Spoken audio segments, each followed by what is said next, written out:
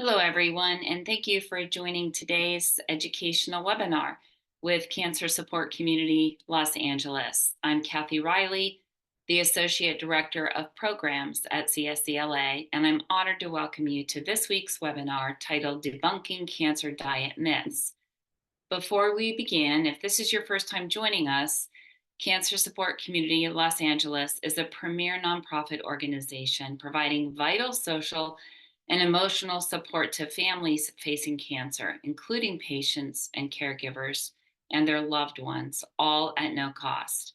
Our programs include support groups, healthy lifestyle classes, social activities, and educational programs such as this one. If you would like to learn more about our services or watch past webinars, you can visit our website at cancersupportla.org. Before I introduce today's speaker, please note that your video and microphone are automatically disabled for this webinar. You may, however, enter your questions into the Q&A feature found at the bottom of the Zoom window at any time, and questions will be answered at the end of the presentation. We may not be able to get to all of your questions today, but our presenter will share her contact information at the end of the webinar. Ashley Salazar is a registered dietitian who has experience in both inpatient and outpatient nutritional care.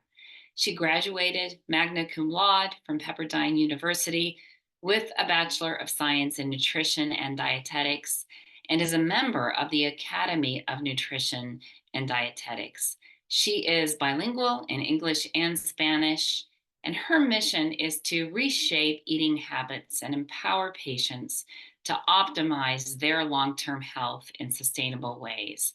And when she is not seeing patients, you can find her shooting cooking videos at home, trying new restaurants in Los Angeles, and hanging out with her cats, Santorini and Mabel. Ashley, it gives me great pleasure to welcome you to today's webinar. Thank you, Kathy, for having me, and thank you, CSCLA, for having me as well. So we are going to get this presentation started. Let me share my screen and the presentation. So I am Ashley Salazar. I am a dietitian at Providence Saint John's Health Center, as Kathy said. I do work both inpatient and outpatient, so I've had quite a bit of experience seeing cancer patients in my clinical experience, and just patient experience. A lot of my patients have had questions in terms of what to eat with cancer, and I think some diet claims get a lot of bad rep. In terms of, increasing your risk for cancer or preventing cancer. And so I thought it would be a great idea to just kind of review those things. So today we'll be debunking some cancer diet myths. And so our objectives for today are to review some common nutrition claims surrounding cancer. Primarily, sugar feeds cancer. Juicing is a cure for cancer. You need an alkaline diet in order to prevent cancer. Organic is always better than conventional produce, and soy intake increases risk for breast cancer. I'm aware that there's a lot more nutrition claims out there. Unfortunately, just due to time, we can't get through all of them. But if you do have any questions on anything that's not listed, feel free to place them in the Q&A. And hopefully we can get to them, okay? Our second objective, as always, is to just kind of debunk these myths and see what is true, right? Learning to research trustworthy sources in order to apply healthy diet principles to a healthy general diet, but also for cancer patients. So let's get started with our first nutrition claim: sugar feeds cancer. And I think this is the biggest one I've heard as a dietitian. I think sugar gets a really bad rep in terms of, initiating tumor cells and things like that. This primarily comes from the Warburg effect. It was a phenomenon coined by famous scientist Otto Warburg, who in the 1920s, who observed that tumor cells rapidly consume glucose, converting it to lactate in the presence or without the presence of oxygen, right? And so this is in contrast to the well-known citric acid cycle, which is on the left side of a normal cell, where glucose gets converted to acetyl-CoA through pyruvate, and it primarily relies on the mitochondria to produce energy, right, through oxidative phosphorylation. And I know that's a lot of lengthy and wordy terms, chemical terms, but this is primarily what kind of initiated this myth, right? And so we're gonna just go out and call it a myth. There is no evidence to suggest that sugar or glucose in our diet preferably feeds tumor cells over healthy cells, right? And so I think more of what the Warburg effect shows is the fact that cancer cells actually increase your energy needs, right?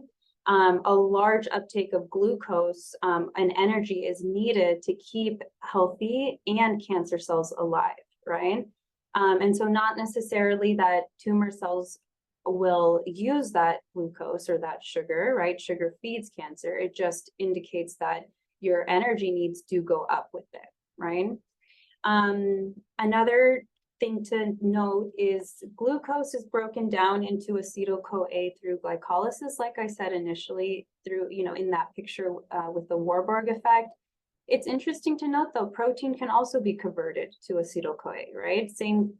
It follows the same pathway or the same end product in a sense. And so regardless of where you're getting that energy source, right, to be converted to acetyl-CoA, you're still kind of arriving at the same product, right? Protein doesn't have any glucose or any sugar. And so it's just something interesting to note. I think the biggest thing is the type of sugar matters, right? There's different types of sugar. There's added sugar, and there's, I guess the term sugar is kind of misleading, right? We kind of think of the first picture of the white sugar that's really processed, and it's in a lot of like hidden sources, right? But carbohydrates are also forms of, they are broken down into glucose, right? So things like whole grains and fruits, starchy vegetables, dairy products, right? Things like that are also forms of glucose that provide other benefits, right? So in a sense, eating a lot of high sugar foods in terms of added sugars can primarily increase your calories in your diet, which eventually leads to excess body fat and obesity.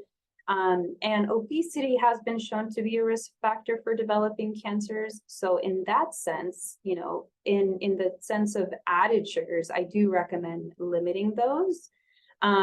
They also provide little to no nutrients apart from simple carbohydrates, right? No protein, no fiber, nothing really.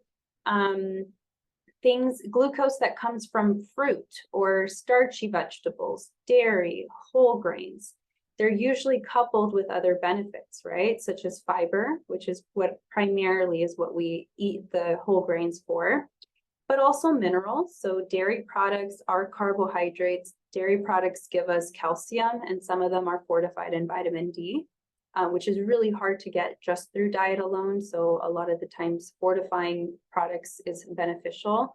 And antioxidants, fruits and vegetables are the main sources of antioxidants in our diet, right? So it doesn't make sense to avoid all these things when you're getting a lot more bang for your buck than just glucose, right?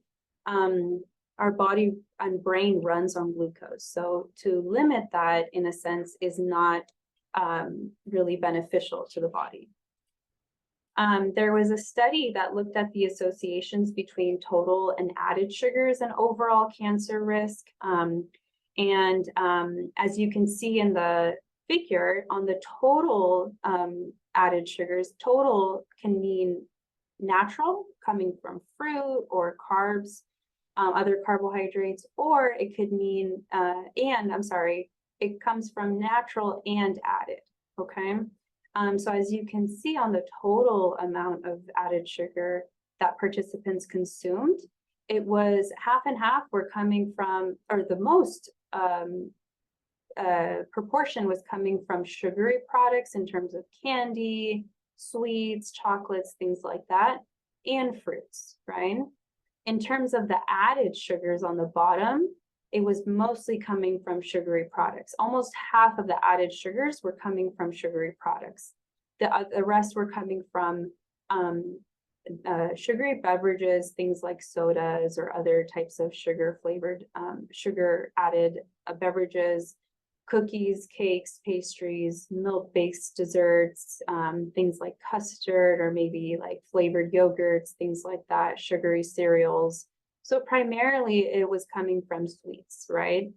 The study found that total sugar intake, specifically coming from the sugary products, was associated with higher breast cancer risk. But it also studied premenopausal breast cancer versus postmenopausal breast cancer, prostate cancer, colorectal cancer, and lung cancer. And there was no significant association between total and added sugar intake and those cancer risks, right? So it is interesting to note that it was specifically breast cancer, but also primarily because, as you can see in the total sugars, almost a quarter is coming from, actually, almost 75% is coming from added sugars, right? So that is something, in a sense, to note, right? Fruits weren't really the big thing that was causing it. And so the American Institute for Cancer Research, this is a great resource to go to. The recommendation on sugar in general is to avoid sugary drinks, limit consumption of energy-dense foods, basically things that we were talking about that contain added sugars, right?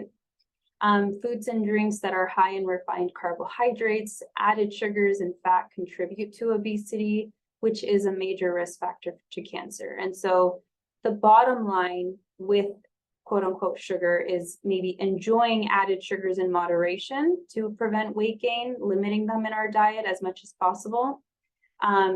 But there's no reason to avoid things like other sources of carbohydrates, right? Fruits, grains, whole grains especially, starchy vegetables, and dairy in order to follow a healthy diet, right? So that is recommendations on sugar intake, okay? The second nutrition claim is using juicing as a cure for cancer, right? And this primarily comes from the fact that when you are juicing, you're consuming a plethora of fruits and vegetables, right? So the idea that these fruits and vegetables are powerhouses that can detox your body and your cancer cells is where the claim is coming from. And so unfortunately, it is a myth. I'm going to say it's a myth in the sense that juicing, while juicing is a great way, you still get antioxidants from the fruits and vegetables. Number one, it does not provide adequate nutrients to meet your estimated needs, right? So it's not giving us much calories. It also reduces your consumption of multiple food groups like protein, fat, and reduces the amount of fiber in your diet, right? Unless you're blending the whole fruits and vegetables, that pulp that comes out of the juice is part of that fiber intake, right? And you're also not getting adequate protein, adequate calories. When you are undergoing cancer treatment and having cancer in general, like we said with the Warburg effect, it increases your estimated needs, right? Your calorie needs and protein needs and things like that. So you don't want to limit, the last thing you want to do is limit your calories, limit your protein, right? A lot of the times that can cause unnecessary weight loss, right?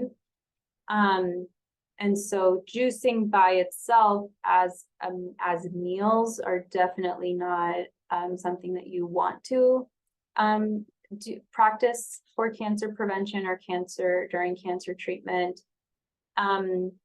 Multiple studies have actually shown, this is actually interesting, it has actually shown acute oxalate nephropathy. And so basically oxalates are primarily found in fruits and vegetables, right? And so when you're solely intaking just a large amount of them, our kidneys are working overtime to process all that oxalate, right? And so this graph kind of shows, higher dietary intake of oxalate when it's processed in the body can cause the nephropathy. It can cause more of a kidney overload, and potentially, if you're at risk for like chronic kidney disease and things like that, it can cause kidney decline, right? Kidney function decline. Other factors to consider is when people do juice, primarily as their main nutritional source, they're consuming a lot lower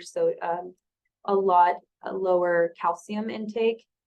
Calcium actually binds to oxalates to prevent absorption in the body, and so not only are you intaking higher oxalates, your calcium intake is also lower, and your vitamin C intake is higher. So vitamin C actually is kind of like a proponent of oxalate absorption, right? So it's kind of working all against you in a sense. One study actually followed a certain participant, a case study patient, who was just solely juicing.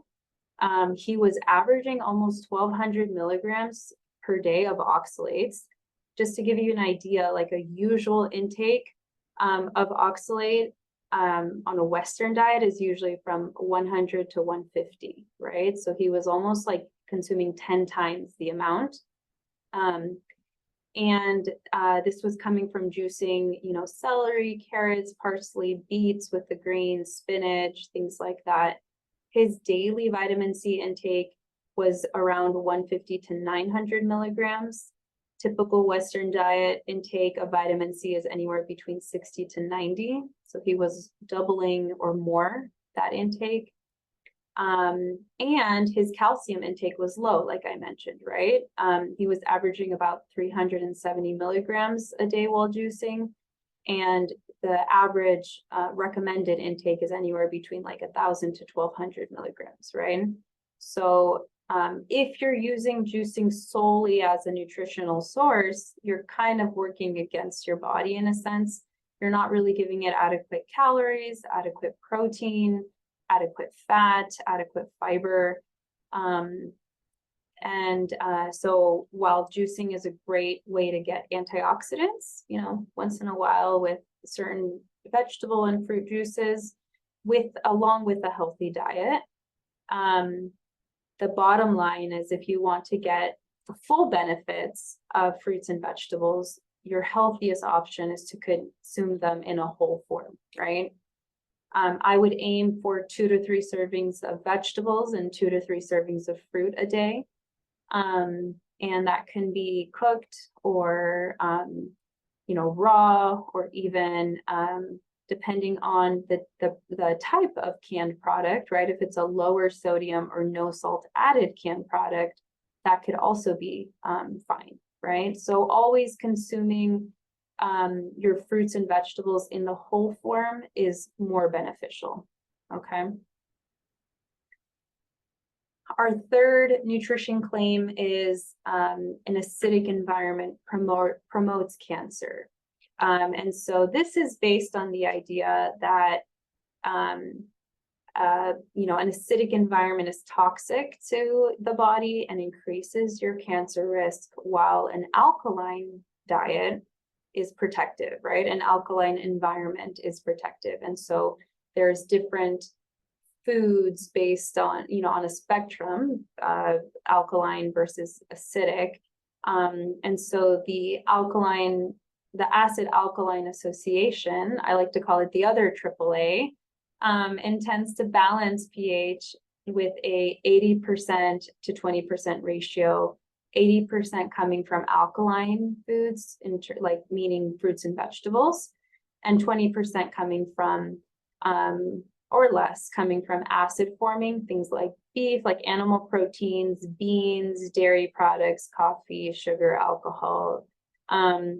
And so the hypothesis is, if you want to achieve a more alkaline load, you have to consume more fruits and vegetables and less of the dairy and proteins and things like that.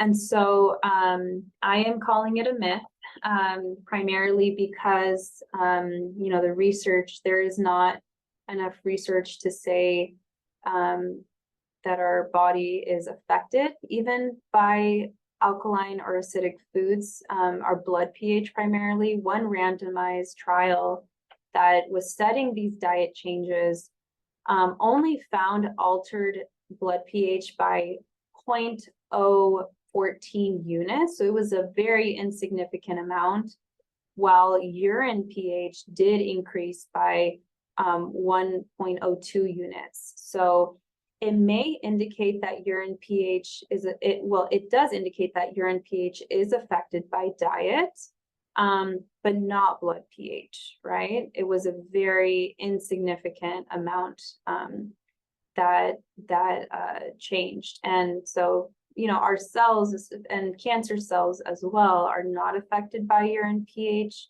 They're more affected by our blood pH. It's also interesting to note, if kidney function is normal, then your body is maintaining that optimal blood pH regardless of your diet, right? And even if your urine pH, it becomes more alkaline or acidic, it may just indicate that your kidneys are working, right? That they're doing their job, not necessarily that your overall body pH is more acidic or alkaline, right? And so they're just kind of excreting the excess of that's whatever's in your body, right? Our kidneys and our liver are our detox functions in our body, right?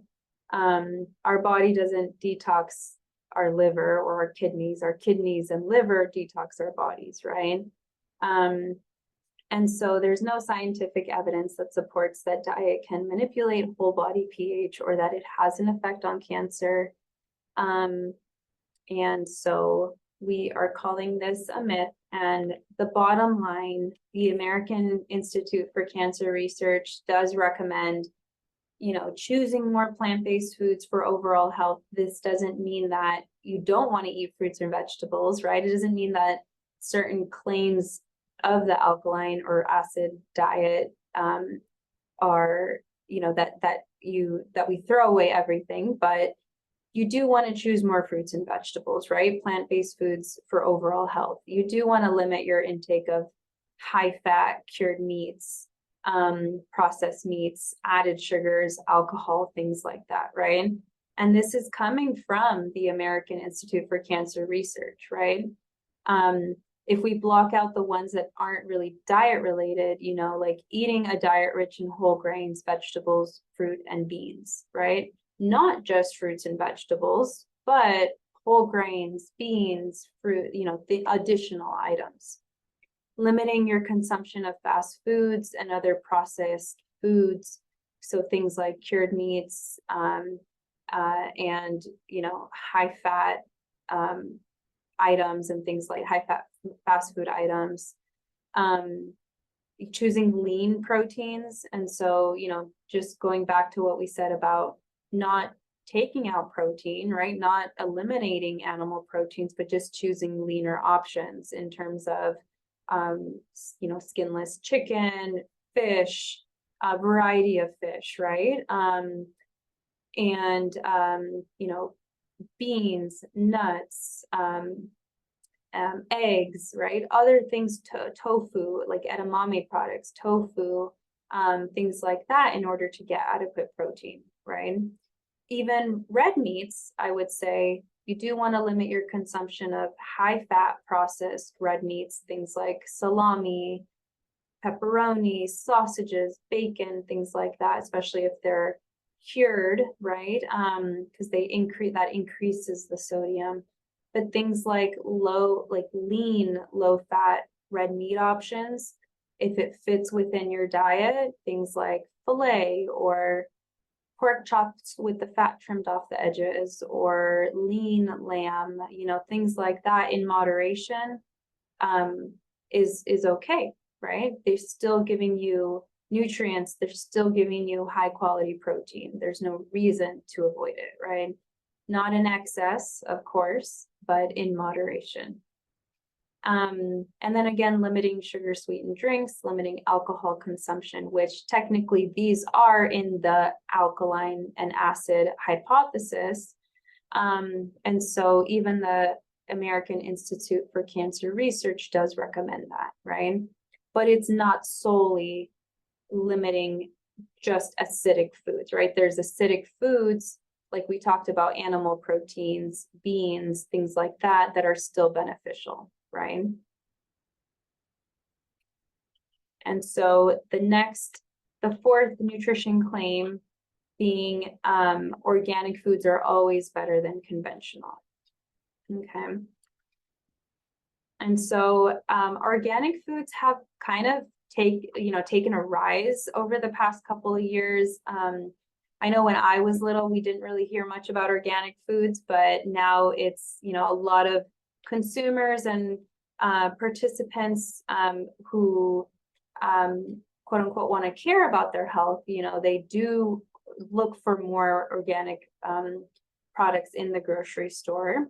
And so this is just a graph from the USDA statistics showing the retail sales of organic foods. And you can see from 2001 to 2021, which is just 2 years ago, over the span of 20 years, the retail sales, and I would say this kind of couples with the demand for organic foods has increased, right? Primarily in the fruits and vegetable portion, dairy and eggs, and maybe the meat, fish, and poultry, right? In addition to like breads and grains, beverages, things like that. So it definitely has increased over the past couple years. And so organic versus conventional basically means organic is processed with organic pesticides, right? It's still using certain pesticides, but there are an organic option.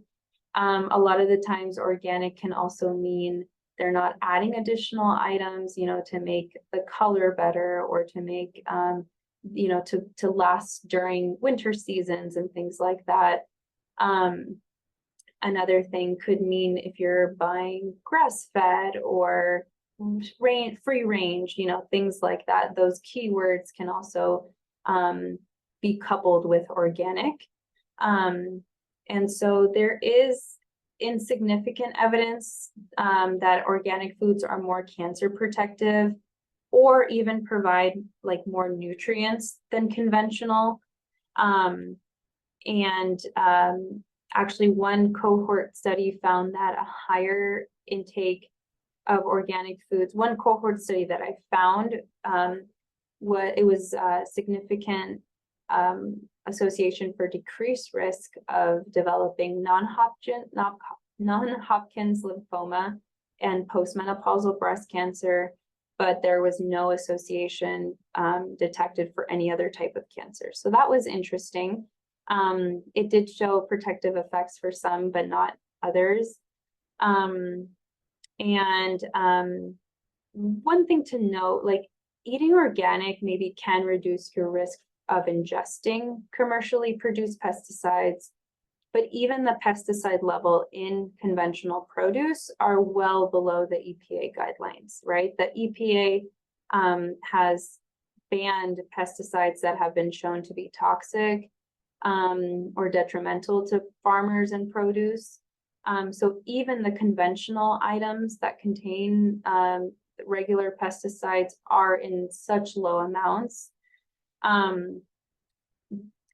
big kind of barrier, I think, is the price of organic foods, right? A lot of times organic foods are a lot more expensive,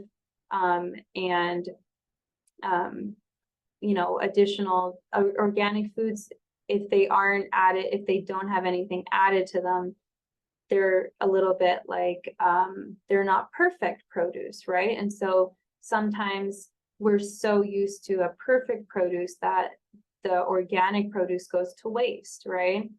And then another thing to know is the changes in peakness of ripeness, right? You're not adding anything for it to ripen quicker, to look prettier, right? And so that also changes the ability to provide in the grocery store, right? To provide the organic products in the grocery store. And so a lot of this can prevent patients from eating fruits and vegetables in general if they're not organic, right? And that is a big hurdle in terms of health, right? It's always better to consume conventional fruits and vegetables over not consuming anything because it's not organic, right?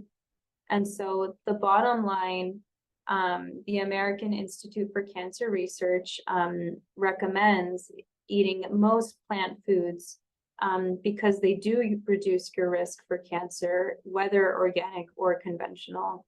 And because organic produce, studies haven't shown that it's proven better, right? So the bottom line is to eat a variety of fruits and vegetables every day to reduce your cancer risk. And the benefits, that is supposed to say far outweighs, but the benefits far outweigh any risks, over the pesticides, right? It's not worth it to not get antioxidants and fiber from fruits and vegetables, even if they're not organic, right? If you can afford organic and, if it's something of a value thing that you prefer, then, all the more power to you. I think organic produce is great. If it's a barrier, if it's becoming a barrier for you to eat fruits and vegetables in general, then it's not very worth it, right? Or conventional fruits and vegetables are just fine. And so we are on our fifth and final nutrition claim. This is a big one. I hear a lot from breast cancer patients that eating soy or soy products increases your risk for breast cancer, or I've heard causes breast cancer. And so there is no evidence that shows that soy foods particularly increase your risk for breast cancer. I think the whole notion of this nutrition claim is coming from the fact that that soy is, in a sense, certain soy products are phytoestrogen, right? The interesting thing to note, though, is that phytoestrogens are not the same as human estrogens, right? And soy foods don't contain human estrogen in them, right?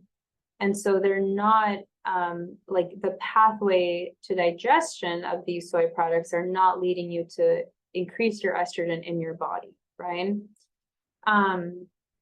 And so there's no evidence to say that. There's also actually evidence to say that some studies have found a protective effect, right, regarding soy consumption and breast cancer. One cohort study, it was kind of like a review that was conducted among women who ate low amounts of soy, which is less than 5 milligrams per day, versus moderate intake of soy, which is around 20 to 30 milligrams per day. They did not demonstrate a clear association between breast cancer risk and soy intake, but in particular, two of the studies, they compared the intake and there was found a reduced breast cancer risk for the group that consumed higher soy consumption, so which would be more than 15 milligrams per day. So as you can see, this is called a forest plot, and so basically it studied all of it included all of the studies that were studying the incidence or the increased risk for breast cancer and soy consumption. And the study, as you can see, the forest plot favored more than 15 milligrams per day consumption of soy for reduction of breast cancer risk. One study, particularly Yamamoto et al., found statistically significant inverse associations between consumptions of miso soup and isoflavonoids, which are the antioxidants in soy, to general and breast cancer risk. So inverse relationship, meaning the more miso soup and isoflavonoids from soy that patients consumed, or that people consumed, the lower their breast cancer risk. It is also interesting to note that out of almost 9,700 patients in all of the review that were diagnosed with breast cancer, only 25% belong to the consumption of high soy consumption, so 20 to 30 milligrams per day. And most belong to the group that consumed none or only up to 15 milligrams. So it was interesting to note that, actually eating soy, soy doesn't cause breast cancer, but eating soy is actually protective against it, right? And we do have to remember, like, soy contains not only antioxidants, but also like protein and fiber, right? Which are shown to be, fiber particularly has been shown to be protective against like certain cancers like colorectal, right? And so the bottom line is eating a variety of whole soy products, which is key, whole soy products to protect against overall cancer risk. These could include tempeh or tofu, edamame beans, different options like that, okay? One thing to note is supplements is something we didn't talk about today, but there are a ton of supplements out there, soy pills and isoflavonoid enriched powders that you can add to, items. They may not be the best option for soy intake, since they usually contain a very large concentrated amount of soy per serving. And there has not been enough studies that have looked into that high of a consumption, right?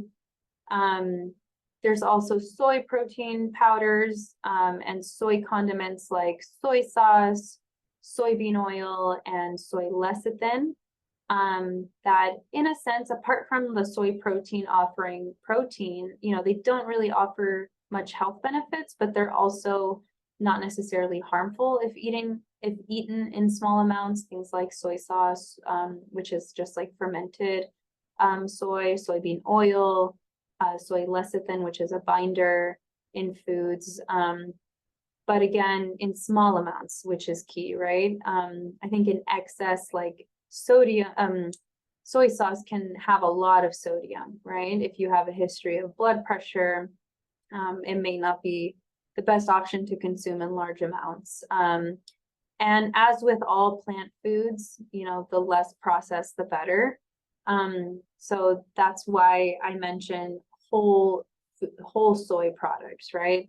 Tempeh, tofu, edamame beans, things like that, which are providing you more of a whole food option. If you are concerned about breast health, I would aim for just 1 or 2 servings of soy foods daily, depending on your dietary needs, which could look like, half a cup of edamame as a snack or with dinner or lunch, 8 ounces of soy milk, or 3 to 4 ounces of tofu or tempeh as a animal protein alternative, right? That is a low fat protein option that's providing you fiber as well, right? And so as we end our nutrition claims, the last part of my presentation is kind of turning towards trustworthy resources, right? So number 1, talk to a dietitian, right? Dietitians have a lot more of education behind their credential. A nutritionist, anyone can call themselves a nutritionist. Dietitians have to go to school for undergrad for 4 years. They do need to do an internship for a year where they're working with other dietitians in different fields. After that, they have to take a board exam in order to prove that they, that they have the knowledge. And they also, all dietitians have to do continuing education credits. And so that way we're not just stuck with what we learned, when we became credentialed, but we're learning, new and emerging research as it's happening, in order to better counsel patients, right? And so we go through a lot more education. We have a lot more behind our belts than just regular nutritionists. Even if you don't talk to a dietitian, if you're doing research yourself, that is totally fine. I just recommend going to credible nutrition sources, right? So the American Institute for Cancer Research, I quoted them a bunch during this presentation, right?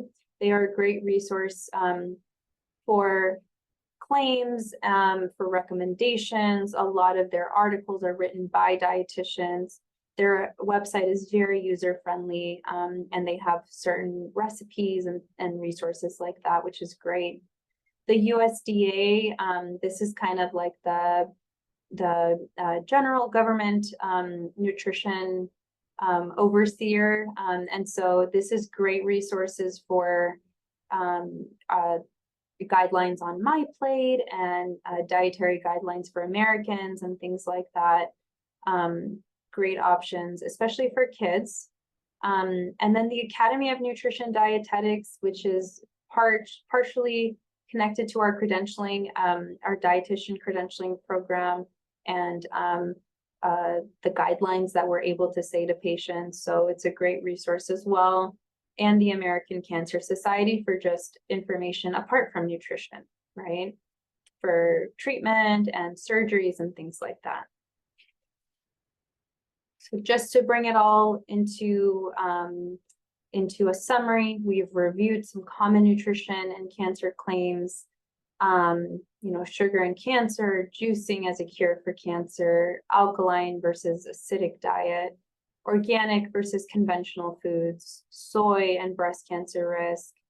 And we've also learned to maybe go more towards trustworthy resources, right?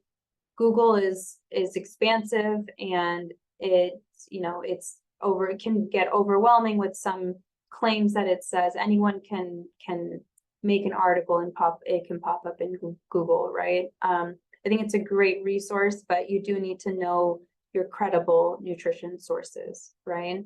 So talking to a dietitian, either your local dietitian or ask your primary care physician or your oncologist if they can refer you to a dietitian. A lot of cancer centers do have a specific dietitian there. And I will give my info We're always taking new patients as well. But talk to a dietitian and learn to apply a healthy perspective on the emerging diet research, right? Definitely, it doesn't hurt to know your stuff, but just knowing it from credible resources, okay? And thank you so much for attending today's webinar. If you have additional questions or would like to set up an appointment with a dietitian, feel free to contact us. My name is Ashley. Again, I work at Providence Saint John's Health Center. My email is down below and our contact information is down below as well if you want to schedule an appointment with us. Thank you so much. Thank you, Ashley, very much for that informative and meaningful presentation. You really covered a lot of basis, and I learned so much tonight.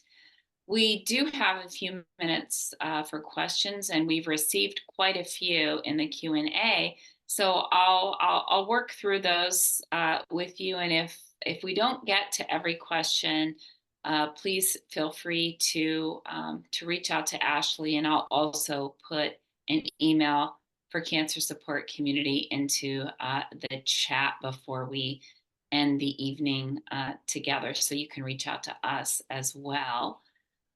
So let's get started with questions. Someone is saying that they just watched the movie What the Health, and it seems to claim that a whole food plant-based diet is the best diet to prevent cancer.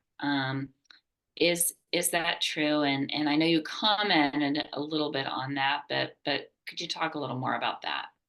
Definitely. So I think a whole food plant-based diet, if you're doing it correctly in terms of eating enough protein through plant-based sources, tofu, nuts and seeds, beans, things like that, it's definitely possible if that is more in your scope, or if that's what you prefer. You do not need to give up on dairy, meat, or seafood though. Dairy, you remember, like we were mentioning, it provides, as long as you're choosing a lower fat option, or maybe a moderate reduced fat option, it does provide other nutrients for you, right? Protein, calcium, vitamin D if it's fortified. Meat, again, like I mentioned in the 10 recommendations from American Institute for Cancer Research, choosing lean meat options, things like filet versus a ribeye, right? Or pork chops with the fat trimmed off the edges versus ribs or carnitas. Seafood, if you're eating salmon, you're getting omega-3 fatty acids. Even if you're eating more of a whiter fish, like halibut or tilapia, things like that, you're still getting high quality protein, right? And so it really is dependent on your own diet preferences, but if you prefer, if you want to eat dairy, meat, and seafood, definitely include it. It's a great source of protein to maintain muscles, especially during cancer treatment.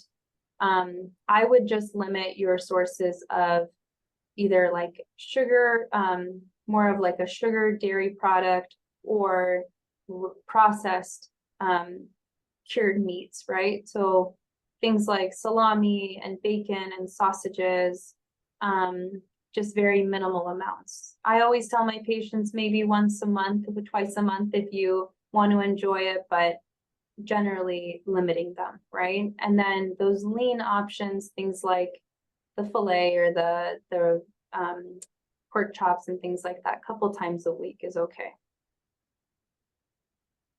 And then there is a clarifying question that came in about added sugars. Can you confirm if I heard correctly that added sugar causes breast cancer? So in the study that I did use in the presentation, the overall risk was significantly associated for breast cancer. And it was in that total sugar kind of graph that I mentioned. that primarily 75% of it, or to 80% of it was coming from added sugars, right? So in a sense, you can't claim that it causes breast cancer. In that study particularly, it increased the risk for participants. And I do want to also answer a certain question that said added sugars are a problem, but complex carbs are encouraged. In a sense, yes. So even just for a general healthy diet, you do want to reduce your added sugar consumption, right? Checking the labels for the lowest amount of added sugars products that you're able to find, right? A lot of healthy items like yogurts, right? If they're flavored, unfortunately, sometimes they can contain more added sugars than the benefits that you're looking for, like protein, or, like calcium and things like that, right? So checking the added sugars is definitely something you want to do, and choosing lower added sugar products, right? Complex carbs, yes. So things like, whole grains, beans, legumes, fruits, in a sense, we call them complex carbs because of the fiber. So those as well, starchy vegetables, things like that. They are encouraged because they provide more than just, simple sugars or sugar in general, glucose in general. They also give you fiber and antioxidants. And so, yes, you do want to avoid added sugars or limit your added sugar consumption, and complex carbs like whole grains and beans, legumes are encouraged. Great, thank you. And then an additional question, does your body need or burn more calories than normal while you're undergoing chemotherapy? So cancer in general increases your estimated needs, right? The amount of calories and protein that your body uses. And so when you're undergoing chemotherapy, you are kind of putting your body through more of a stressed stage. It can increase your risk. It can increase your estimated needs depending on the treatment. A lot of the times, patients are also on steroids or things like that increase their appetite. And so it really depends on the certain treatment. But yes, the short answer to that, cancer in general and cancer treatments can increase your energy needs. Great. And then a specific question about soursop. Can soursop shrink tumors? So that is a really specific type of, I guess, fruit. There has not been enough studies for me to say that, and there has also not been enough studies for me to say that, fruit in general shrinks tumors. It just has lower, the research out there, the literature out there has shown just fruits and vegetables in general are protective against risk for developing cancer. Doesn't show that it can shrink them. That's great, thank you. And then an additional clarifying question going back to sugars. Someone is asking if they heard you correctly, you indicated that added sugars were shown to be problematic for women with postmenopausal breast cancer. And can you clarify? Yes, so it was primarily for breast cancer. They did not find an association for post or premenopausal breast cancer. But those sections were in the overall breast cancer risk. Added sugars in general, I think maybe we need to clarify on the added sugars. Added sugars in general, you do want to limit in your diet, right? I think there's insignificant research. There's kind of like ongoing research. I don't want to say insignificant, but ongoing research to say whether it can be problematic or increase, in a cause or, a causal relationship, but the studies that I included in the presentation did show an increased risk with added sugars. Yes. And then moving now to a discussion of cured meats. There's a couple of questions that I think we can combine. Someone is wanting to know what type of meats are cured meats, and then would uncured processed meats be acceptable in a diet? So I'll start with the types of cured meats. I did review some of them already, but things like sausages, bacon, pepperoni, salami,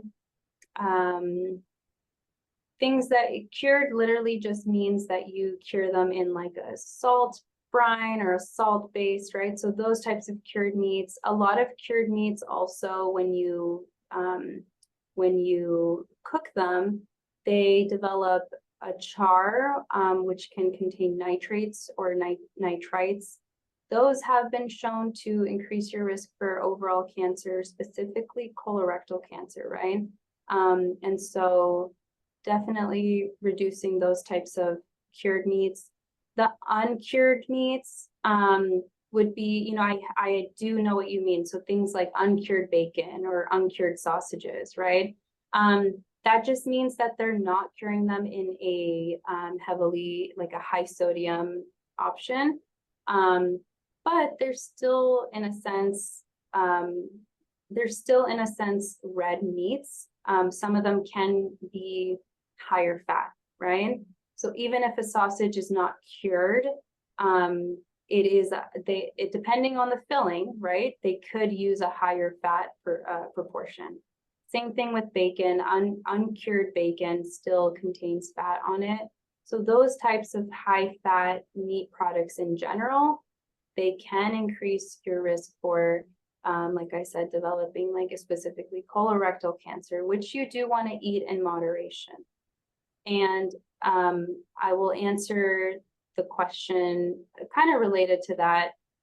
What is moderation, right? So I kind of mentioned this as well, but high quality lean meats, including, so when I say red meat, I do mean beef, pork, and lamb, particularly. Chicken would be in a poultry, turkey would be in a poultry, fish would be on its own as a seafood. High quality red meat consumption, things like, fillets over ribeyes, or like I mentioned, the pork chops with the fat trimmed off the edges, or even things like pork loin.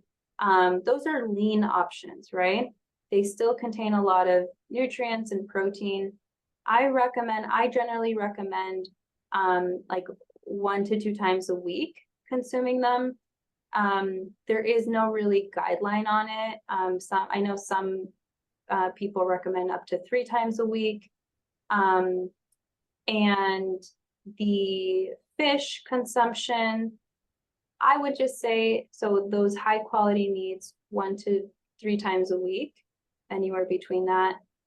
Fish is recommended, any type of seafood that you consume twice a week at least, to reap the benefits of omega-3 fatty acids and things like that. The rest of the time, I recommend choosing low-fat protein options. Chicken, skinless chicken, beans, tofu, nuts and seeds, things like that. Eggs as well, things like that. Great. Thank you, Ashley. I'm looking at our time and realizing we're at the top of the hour. And individuals have been asking in the Q&A, will this be replayed? And the answer to that is yes. It will be available on our website, cancersupportla.org, in our video library. So keep an eye out for that. And then an additional question, and I'm putting our email in the chat right now. Can we get a copy of this presentation? And yes, absolutely. Please email us at info@cancersupportla.org. dietetics.org, and we can send you a copy of those slides. And we did not get to all of your questions. Thank you so much for your robust engagement in this presentation. You can email us at Cancer Support Community, and Ashley has left her contact information here if you would like to email her with any questions. And I'd like to thank Ashley Salazar for her time today, for sharing her expertise with us. Thank you so much, Ashley. And I want to thank you, our attendees, for your engagement, for your participation and thoughtful questions. And we look forward to seeing you the next time at one of our educational webinars. Thank you, everyone, and have a good evening. Bye. Thank you.